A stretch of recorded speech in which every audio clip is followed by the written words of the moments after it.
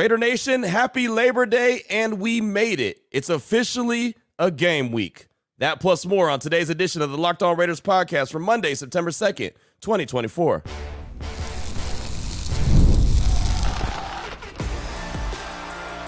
You are Locked On Raiders, your daily Las Vegas Raiders podcast, part of the Locked On Podcast Network, your team every day.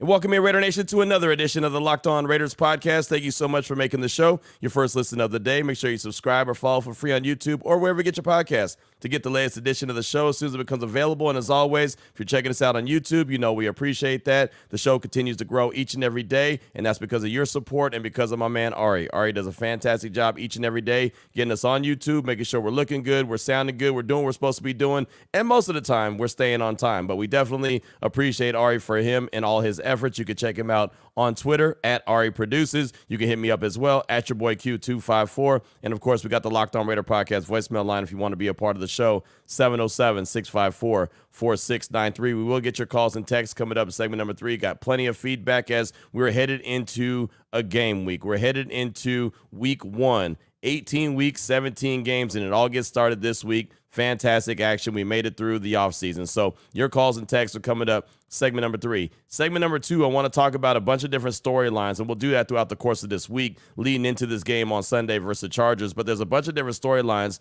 to really pay attention to, and I'll talk about one that I think isn't being talked about enough. We'll do that in today's edition of the Locked On Raiders podcast, segment number 2. Here in segment number 1, just kind of news and notes of the day and really just celebrating the fact that we are back. And we'll jump right into it after I tell you about the title sponsor of the show, which is PrizePicks. They're the easiest and most exciting way to play daily fantasy sports. Go to prizepicks.com/LockedOnNFL. Use code all lowercase LockedOnNFL to win $50 instantly when you play $5. You only need to win to receive the $50 bonus. PrizePicks, run your game. So here we are. It's Labor Day, Raider Nation, and a lot of you are off work. I'm off work. I'm excited about that. No radio show on Raider Nation Radio 920. No radio show on ESPN. Only thing we got cooking today is the Locked On Raiders podcast. So hopefully you get to enjoy this. Maybe get a little R&R, a little rest and relaxation at the house. Enjoy some time with the family before it goes full throttle. And for me, today is officially like the end of summer, right? It's like summer is over and school's back in, right? I mean, because now it's that time when it's football season. It's basically, hey, tell the wife, tell the kids, I'll see you late February, right?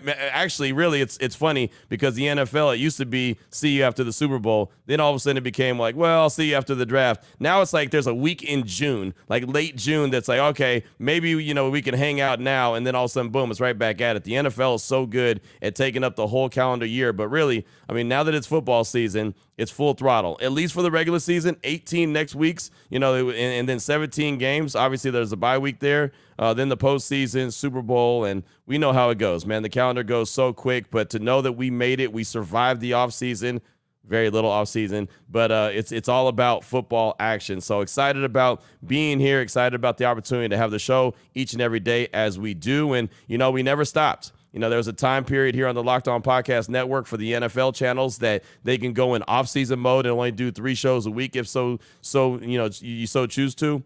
We didn't do that. We did that every single day. We did a show because that's what Raider Nation deserves. So hopefully you're happy about where we're at and happy that we did make it to week 1. So this is kind of how a typical week will go for us here on the Locked On Raiders podcast. And I know there's a lot of new listeners, so it's not like you've been around for each and every season, so you kind of know my routine. But Monday and Tuesday, really just reviewing the game that just happened. Obviously, Monday is immediately reviewing the game that just happened, or any day that's a game. So it could be a Monday night game, it could be a Thursday night game, whatever the case may be. Hell, the Raiders got a Friday night game with the Black Friday. So, we always are going to Monday, Tuesday, review the game. Wednesday, we'll start diving into the next opponent. Thursday will be the crossover edition. Probably say, what's the crossover edition? Well, that's when I get together with, a host from another team. So this week it'll be the Locked On Chargers show. So David Drogemeyer will probably be the one that I jump on, and we'll do a crossover edition where we talk about 3 different aspects of the game and kind of give our predictions and,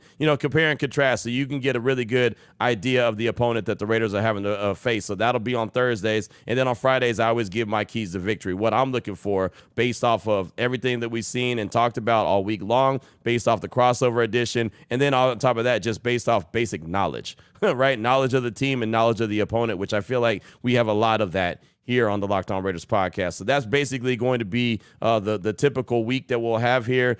Get you ready for game day. You know, most of the games that the Raiders have this season are on Sunday. They have one Monday Night Football, then they got the Black Friday game in Kansas City against Kansas City, which I still don't understand, but I don't want to get on my soapbox right now. Still do not understand that, but it is what it is. At some point, the NFL will say, you know, there's a team that typically wears black before every other team had black, which is the Raiders. They play in a black stadium, Allegiant Stadium, which is all blacked out, right? I mean, it's one of those things. It's just that simple. You know, it's Black Friday. Only makes sense that it would be, you know, the Raiders, and really, as far as I'm concerned, really a Raiders home game each and every year. But that's just me. So whatever.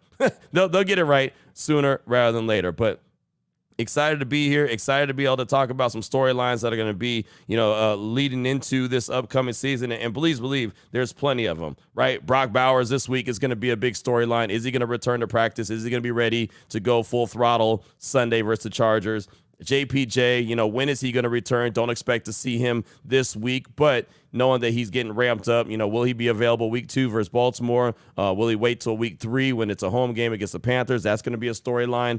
Obviously, the quarterbacks, Gardner Minshew getting the start. Can he get off to that hot start, that first quarter of the season, as AP's talking about? They can't, you know, get into a hole. You know, they've got to, ideally, it would be ideal if they go 3-1 in the first 4, but they have to, at the very least, go 2-2. You know, the defense is going to be a big storyline. Are they going to live up to the hype that we've been talking about? I've been talking about. Can they stop the run, right? We've seen that issue going on during the preseason. Are they going to be able to clean that up? That'll be a storyline.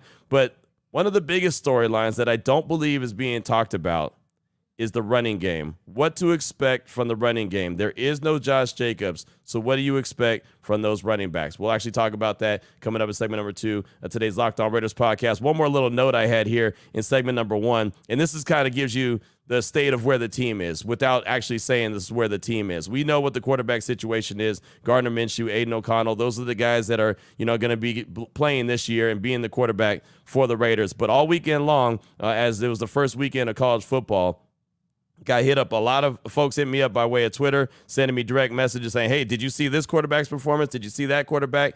Guys like Quinn Ewers from Texas, he did a hell of a job. I got hit up by multiple people talking about him.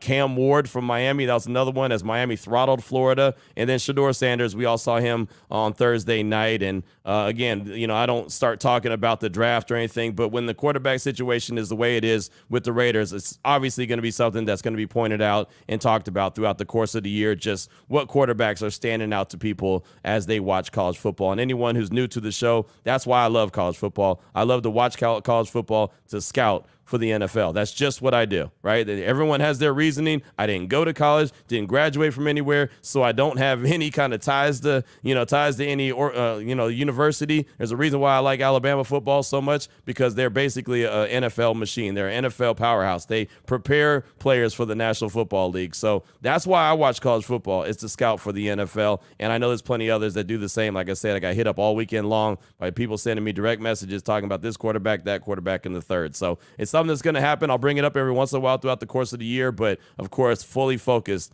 on the silver and black and what they've got going on. And this week, they've got the Chargers going on in LA, SoFi Stadium. Coming up in segment number 2 of today's Locked On Raiders podcast, a storyline that's not being talked about enough. The running game. How effective can it be? We know it's Zamir White. We know it's Alexander Mattison and others. We'll break that down coming up in segment number 2 of today's Locked On Raiders podcast.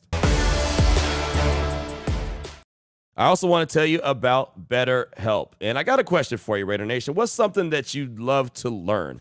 As an adult, do you make time to learn new things often as you'd like? Or something that was lost in childhood? Like maybe it's something like, I don't know, trying to learn another language or learn another skill set or learn how to do something that, you know, maybe you were afraid of doing or you are afraid of doing. Kids are always learning and growing, but as adults, sometimes we lose that curiosity. So think about it. Something you would like to learn. Again, gardening, a new language, you know, maybe how to beat your best friend in bowling, whatever the case may be. It could be something small or it could be big.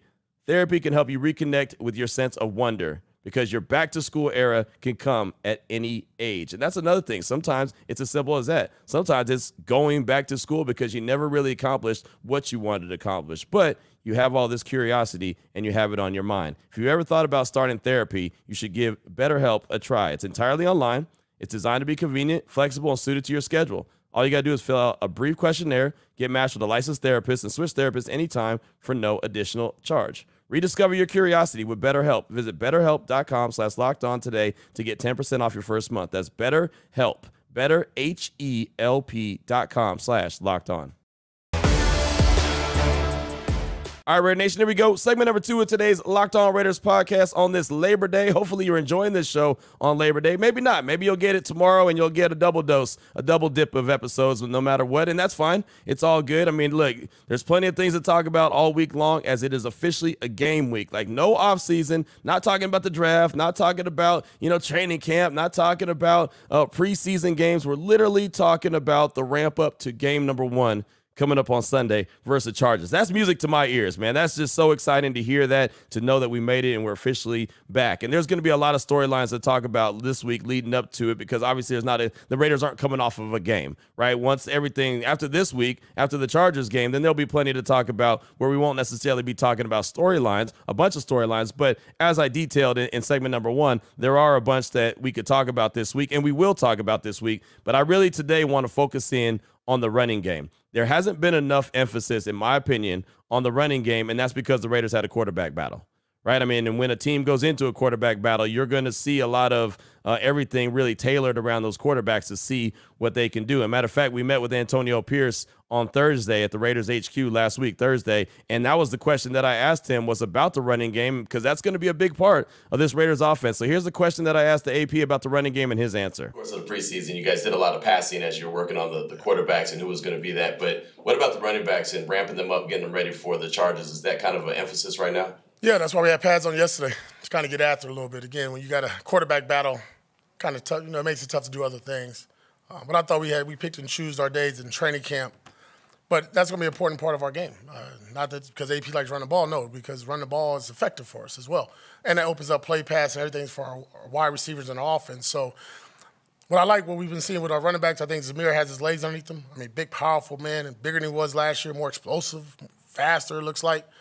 And then, Alex Madison, Dylan, all those guys, Amir, they've all kind of got a role within the offense. But to be honest, early downs, a lot of number 3. That's what I expect to see. So there you go. You hear from Antonio Pierce, and you hear what he said. Early downs, I think we're going to see a lot of number 3. Obviously, number 3 is Zamir White. The thing about it is, as I spent all the time I spent in Costa Mesa, as we've seen the preseason games, as we've been at practices, all the way from OTAs to mandatory minicamp, leading into training camp and more, haven't seen that much work for the Raiders running backs. And I remember a couple seasons ago when Josh Jacobs was playing in the game at the Hall of Fame game, and everyone's like, wait, how can you do that to him? And so it's all bad. But it led to a hell of a season for Josh Jacobs, where he ended up leading the league in rushing. Obviously, he had something to prove. He had a chip on his shoulder that year, and it was fantastic. And really, he didn't get cooking for a few weeks. Well, I'm interested in knowing how quickly Zamir White can get cooking, how quickly Alexander Madison can get cooking. What kind of role are you going to see from Amir Abdullah? What kind of role are you going to see for Dylan Lobby? But these guys, we know, there's no doubt about it, there's going to be such a big, important emphasis on the run game. For this Raiders offense to click the way that they want it to, that run game has to be effective, right? There's no way that Gardner Minshew is going to drop back and throw the ball 40 times, right? You honestly don't want to see him throw the ball more than 30. I probably don't want to see him throw the ball more than 25. To be honest, right? I mean, but 30 is like, okay, that's the cap. Once he gets around 35, 40 passes in a game, that means something terribly went wrong. The Raiders are going to be a team that's going to try to control the clock. They're not going to be one of these teams that are going to try to get in shootouts with you. They're going to try to be very effective, have long, sustained drives, get in the end zone, not settle for 3, and then let their defense do the rest. But for that to actually happen, they have to have an effective run game. How effective are they going to be immediately? Right, that's why, going back to what Antonio Pierce has been talking about the first quarter of the season, that's why the first quarter of this season is so important, because they have to get off to a fast start, but are they going to be ready? A lot of times you look around the National Football League, you'll see teams using the first 4 games of the season almost as preseason because they haven't really done anything. And I know that the Raiders did probably a little bit more, but they did so much passing. Like against the Cowboys, how many passes did they have? 50-something? That's not going to happen in a game. There's no way they throw the ball 50-something times. They were doing that to see what the quarterbacks can do as they had this quarterback competition. Hell, you heard AP just talking about it as well.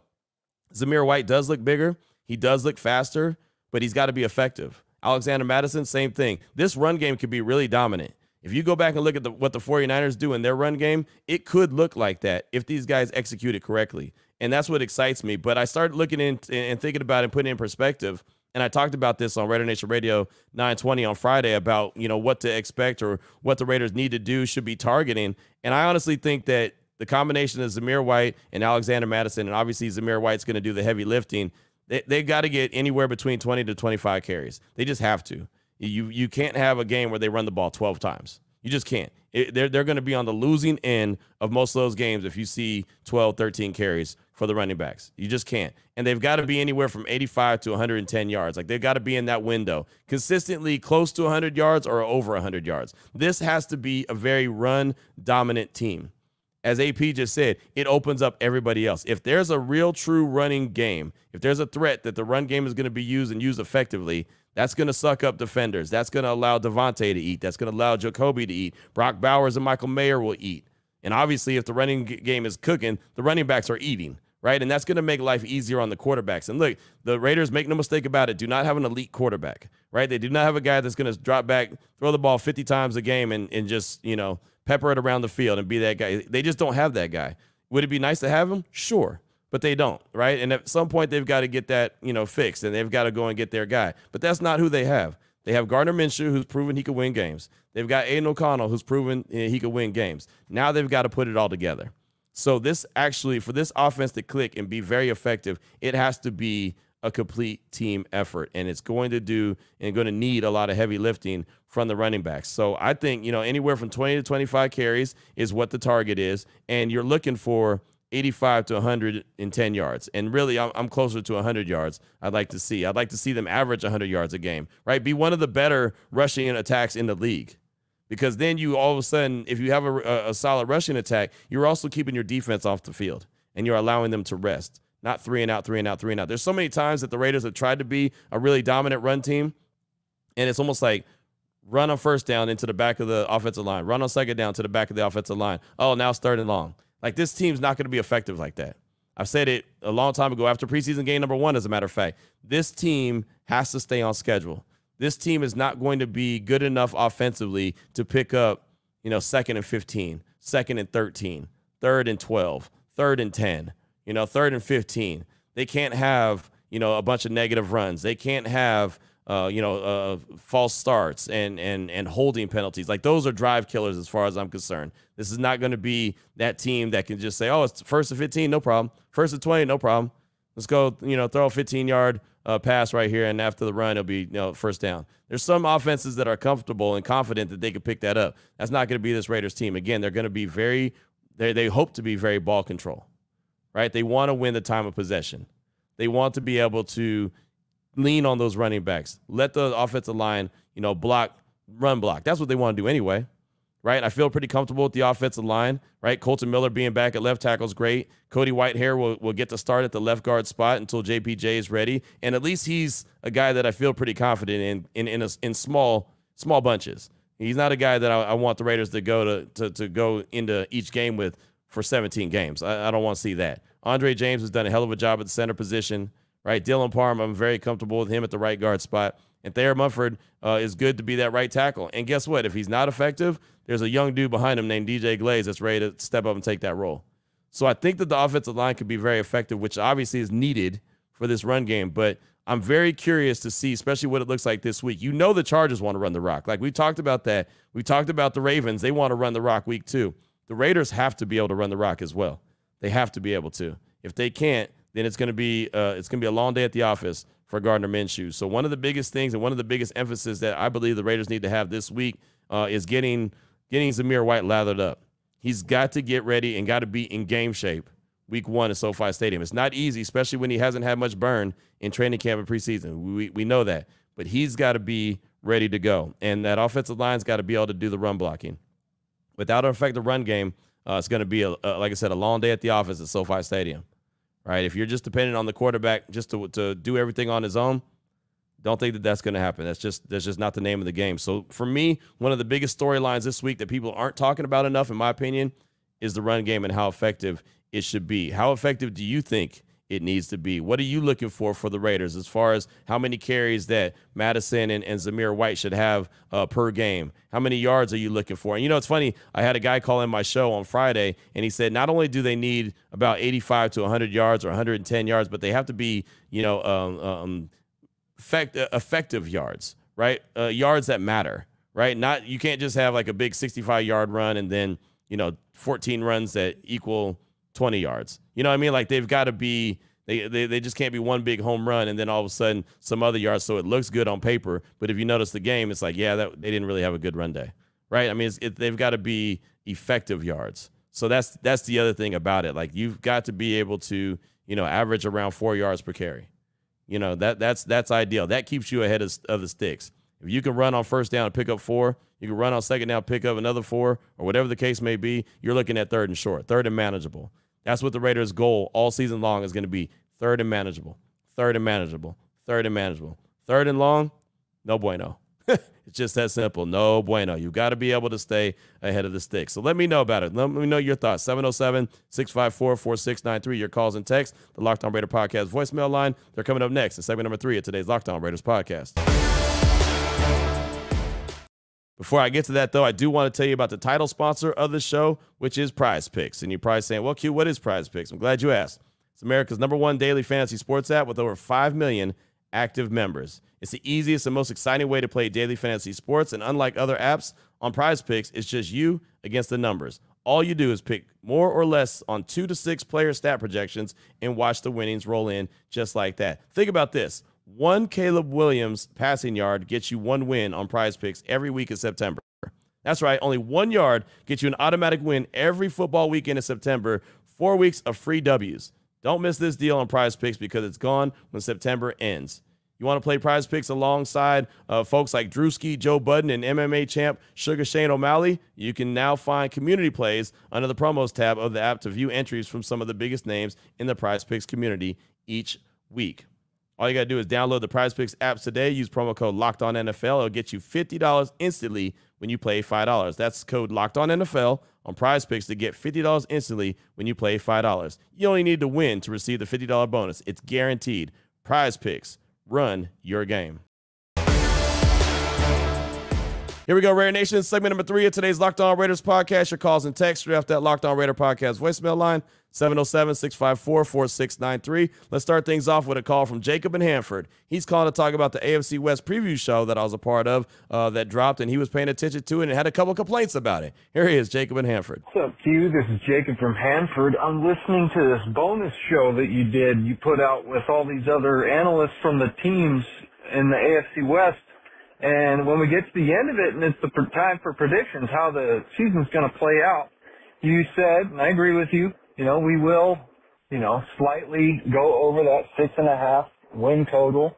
And I think we'll probably be somewhere around anywhere from 7 to 9 wins, I think is very realistic. And it's all going to be dependent on, those little small decisions that we do in games. That's not important. What is important is you said it's going to end out with Chiefs winning, Chargers taking second, Raiders taking third, and the Broncos taking fourth. Now, I got a couple gripes with that, right? Because we made some improvements. I'm not one of those guys that says, okay, our win total has to go up because we have a better team. That's just not how it works. Sometimes a better team loses, and it just swings that way. So that's why I think there's a big window between 7 wins and 9 wins. I think that it's any given Sunday. And there's all kinds of things that mess up. You get a fumble, you get a penalty. There's all kinds of things that, play into that window, so to speak. It's about 3 wins. I think every team has about a 3-win window of what their season will be. But here's the thing. The Chargers, I don't know. Who do they have a defensive tackle? I don't know. What's their secondary really look like? I know everybody's really talking big on their safeties. I haven't really seen them do too much of late. Corner looks a little iffy to me. Wide receiver is very, very shallow. And, Justin Herbert is a young quarterback who doesn't have much help and hasn't really shown that he can do it with the help. So, he's got a coach now, right? We all agree that Jim Harbaugh's a good coach. But when all these things are going against you. You got a salary cap situation that is just terrible. I know Mac and Bosa just restructured, but I highly doubt that those guys even last 2 years, most of them. I just don't think that that's going to happen. I think somebody's going to leave, but regardless of all that, there's just not much help for, if you're saying it's just Justin Herbert and Jim Harbaugh are just going to will the Chargers into like an 11-win season. I don't see it. I just really don't see it. And as a matter of fact, I think they are the weakest team in the division with probably the best coach. Andy Reid's right there, but still, they got a great coach and a quarterback who's just honestly is unproven.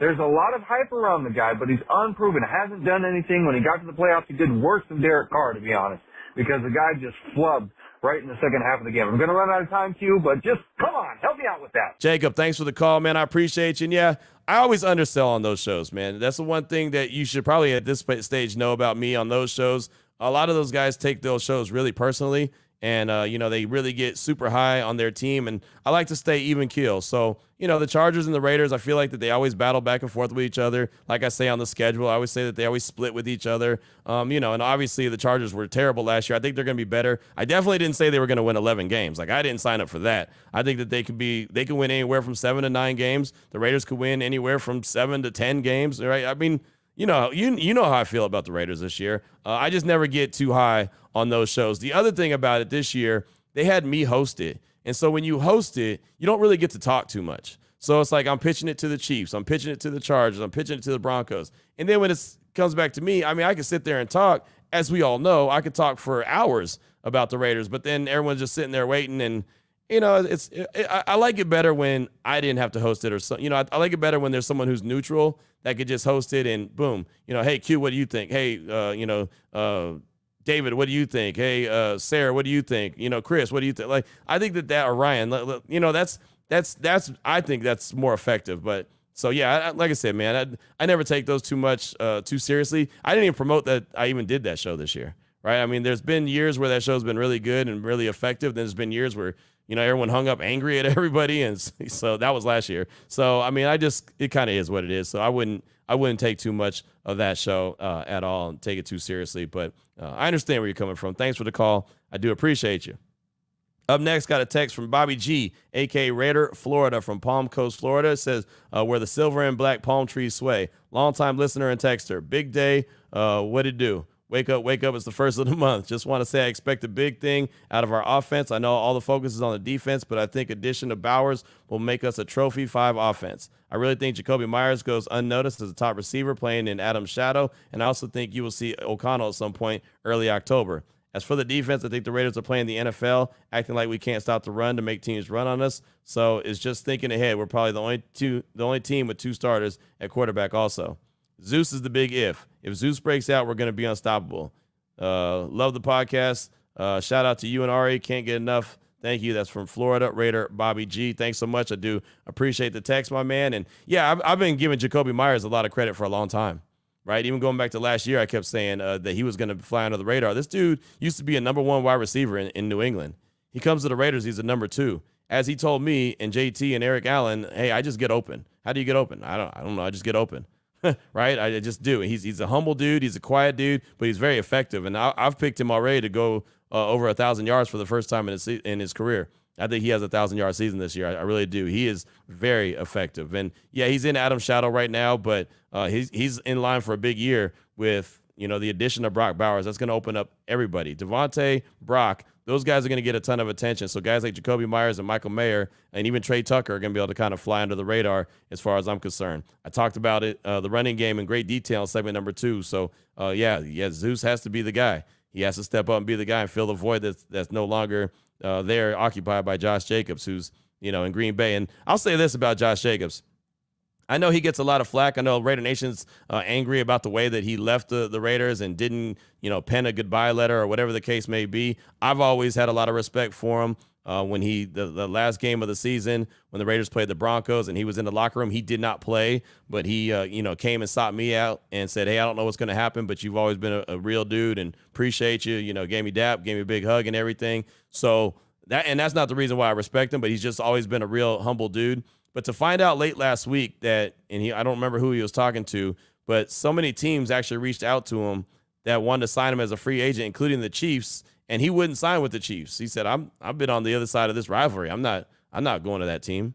Like that kind of meant a lot to me, right? I know it might not mean anything to Raider Nation, and that's fine. But to me, that kind of told you a lot about him. Probably told you that he never really wanted to leave the Raiders, right? And business happens sometimes, and sometimes things suck on the business side of things, right? That's in real life, and that's in sports, that's in everything. Sometimes business just sucks.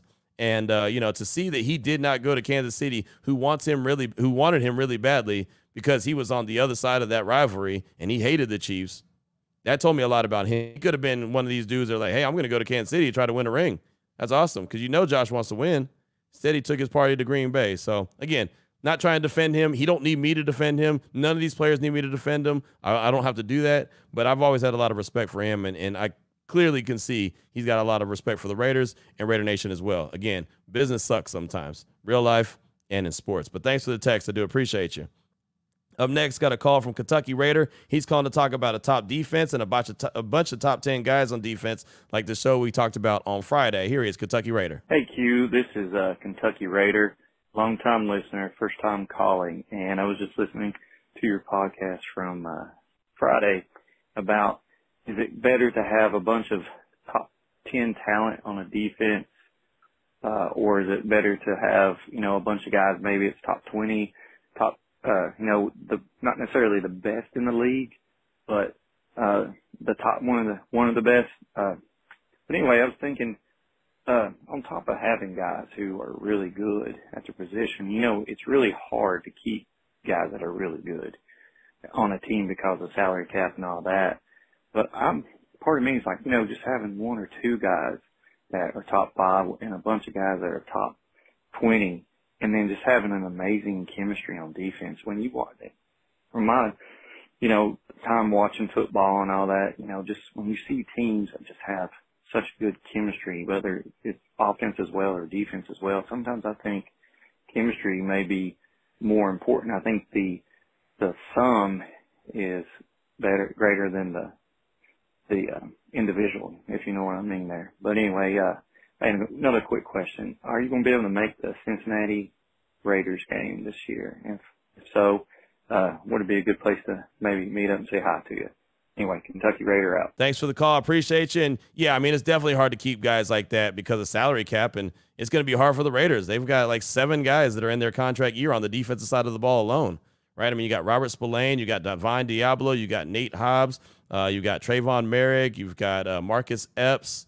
Who else do you have? That's 5. There's like 2 more. Oh, Isaiah Palmau. He's another one. I already said Divine Diablo. I don't know. There's like 7 of those dudes, right, that are on their contract year. And so you're not gonna be able to keep them all. Like, we know that. So, who are they going to keep? Who aren't they going to keep? It's going to be difficult, but they just got to get out there and play to the best of their ability and go out there and dominate. Oh, Malcolm Kuntz. How did I forget about Malcolm Kuntz? He's probably going to get paid more than any of those guys. So, yeah, that's the 7 right there. As far as where I'm going on road trips this year, I have no idea. I might not make any road trips this year, to be honest. They're pretty hard to turn around really quickly because I have to do radio on Friday and I have to do radio on Monday. So it's really difficult to turn around really quickly and, like, get into the game, then, boom, hit the airport and then fly back and be ready to go the next morning. It's just pretty difficult. It's pretty, costly as well. So, yeah, we'll see. We'll see how the season goes, and we'll talk about it, But if I do, I'll let you know what games I go to on the road if I do go to any. But thanks so much for the call. I do appreciate you. Up next, got a text from John Ritter Ivy from San Marcos, Texas. Says, I've been listening to the show for 3 years now. I enjoy it. I just want to know why you're giving the Colorado quarterback so much burn on your show when it has nothing to do with the Raiders. We just started the college football season, and here we are talking about next year's draft already. Yada, yada, yada, yada. I guess it's a way to fill in some time on the podcast. Also wanted to touch base on the upcoming Week 1 game against the Chargers. I think it'll be really telling on what this team is going to look like for the 24 season. I'll be at the game in L.A. SoFi Stadium is going to be rocking with the Raiders. Hope to see you there, Q. Have a great day. Go Raiders. That's from John Ritter Ivy in San Marcos, Texas. And thank you for the text. I appreciate you. And let me tell you, I'm never looking to try to fill time on the podcast. If you notice, I go overtime every single show. This show is supposed to be 23 to 28 minutes. It's never, ever been in the history of me doing this show 23 to 28 minutes. I'm never looking to fill time. No, I'm talking about the Colorado quarterback, Shedeur Sanders, because he was brought up on my radio show when I was asking about Colorado in general. I was talking college football, and it was brought up on the show. And Matt Smith, who does radio in Denver, wanted Shedeur as the Broncos head coach. So I know that he's not going to be in line to be a Bronco because Bo Nix is there. So I asked him his thoughts because he covered him. So I asked him his thoughts on Shedeur. And then Shedeur went out and had a hell of a game. So that's why I brought him up. That's why I just wanted you to hear the sound on him because, well, let's be honest about it. The Raiders don't have their franchise quarterback. So it's gonna come up on the show. But please believe there's never a time in the history of this show of me doing it that I'm trying to fill time. Matter of fact, I'm overtime now. Right? I mean, every show I'm overtime. Go back and look. There's not one show that finishes before 28 minutes. Not one. I promise you. Believe me, I get the emails from the powers that be almost every week telling me how I go overtime. So that's not it. As far as the game, what else did you say about the game? Yeah, I mean, this game, the first 4 games is going to be what you really need to know about this team. I think you'll learn a lot about this team in the first 4 games, and that's why AP has talked about getting off to a hot start, right? Getting off to a hot start not only in games but in the season, right? Because the Raiders can't be in a position where they're 1-3 or 0-4. They need to be 3-1 or 2-2 by the quarter mark of the season, because they don't want to all of a sudden at the end of the season be looking up and say, well, if you run the table, then they can make the playoffs, and if this team, that team, and the other team loses, then maybe they can make the playoffs. Like, you want to be able to be in a really good position. So that's going to be, I think, this game will tell you a lot, but it'll be really the first 4 games that'll tell you all you need to know about this season. But thanks for the text. I do appreciate you. We'll get one more in as we're clearly over time. Raider Nick in the 480. He's calling to talk about quarterbacks, the defense, and how he became a Raider fan. Here he is, Raider Nick in the 480. What up, Q? This is Raider Nick from the 480, and love your show, and I love everything about it. I just found you about 2-3 months ago, and I've been listening to you every single week. But I got a couple of questions, and one is quarterback. If our O-line is doing good to protect the quarterback, why don't we throw in AOC because he still has that big arm? And if our O-line is not protecting the quarterback, that's when we put in Minshew so he can run around the pocket. What do you think? And then also, the reason why I became a Raider fan is just something really crazy. When I was about 6 years old, me and my brother got 2 blankets, a Dallas Cowboys and a Los Angeles Raiders blanket. Me and my brother fought over that Cowboys blanket for about 2 months, maybe even 3 months. So eventually, I grabbed the Raider blanket and said, you know what? I'm going to be a Raider fan. And here's the kicker. To this day, my brother is a Dallas Cowboys fan, and I'm a Raider fan. It's crazy how that works. Also, too, our defense, the rush. Who do you think needs to stand up on that defense to stop that rush? Because during the preseason, even with our number ones out there, that rush is really just getting through everything and really just spelling bad news for the Raiders. So who do you think needs to stand up to get that rush taken care of? Anyways, Q, love the show. Keep on doing what you're doing. I just had a couple theories out there to throw out there and see what's going on. Go Raiders, and just win, baby. Nick, thanks for the call. Appreciate you. And that's a cool story about how you became a fan. Like the whole blanket thing, that's really cool between you and your brother, and he's now a Cowboy fan and you're a Raider fan. Like it's so funny that you hear stories. You just couldn't make these things up, right? Like I would have never been able to make that up, and I'm a pretty creative dude, and I wouldn't have been able to make that up. So that's a really cool story. I do like that. As far as the run games goes, I mean, it's been very vanilla during the preseason, right? I mean, there's nothing that Patrick Graham has been scheming up or anything. So now that it's preparing for a team, the Chargers, who are going to want to run the rock, it's up to Christian Wilkins. It's up to John Jenkins. It's up to Adam Butler when he's in there. It's up to Max Crosby, Malcolm Kuntz, that defensive line, linebackers, right? I mean, guys like Robert Spillane, he's an expert at stopping the run. Like, he's going to be needed to fill the right gaps and stop the run. I mean, they are going to have to really make a strong effort. And again, the preseason is only a small sample size because everything is very vanilla, so it's not really any scheme. You know, so you really need to see, we will see the scheme this upcoming Sunday, and we'll see the want to as well, right? Those two things combined, we'll see if the Raiders can stop the run. They also have to be able to run the ball, right? And as far as the quarterbacks go, I think that, you know, I mean, we could talk about the offensive line and Minshew's scrambling ability. He's also got to stay in the pocket and allow plays to develop. He can't get happy feet and try to start running, really quickly. If things don't work out the first quarter of the season, I could see a move being made to O'Connell at some point. I think both quarterbacks will definitely play this year. Let's put it like that. I don't think it's going to be one guy go 17 games. I just don't. But, again, that could be me. If nothing else, guys get banged up, right? I mean, look how many quarterbacks played last year for the Raiders. So, I mean, there's a chance that both guys could definitely play, and most likely they probably will play. Thanks so much for that call. I do appreciate you. And we'll go ahead and get one more text. We'll close out this day pretty strong, and it's Labor Day. It's a holiday, so we'll take a little extra time. There's a text from Raider Scrap from Bowling Green, Kentucky. Says, appreciate all you do, bro. Every single day listener, first time chiming in. Another top 10 guy at their position sure would not hurt, but I don't think it's a necessity. At the end of the day, it's about the power of the unit. As long as they play together, I think the sky's the limit for this defense. Raiders. That's from Raider Scrap from Bowling Green, Kentucky, talking about the show we did on Friday about is it necessary to have another guy in the top 10 at their position. Like Max Crosby, we know he's top 5, and he's probably top 3 at his position in the NFL.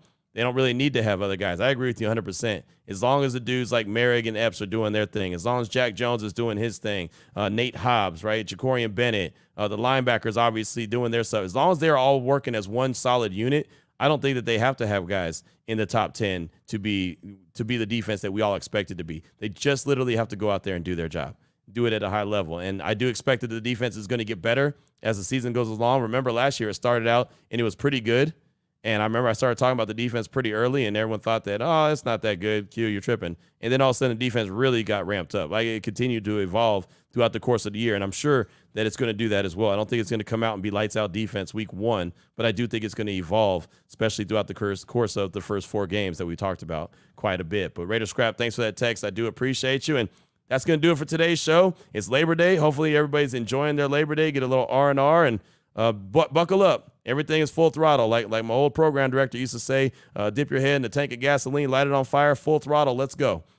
Right? That's what it is. It's football season. We made it, Raider Nation, and this is a game week. We'll continue to talk about different storylines leading up to this game. We'll do that tomorrow. We'll get more calls and texts, and, of course, we'll have news and notes. So enjoy your Labor Day. Be safe out there.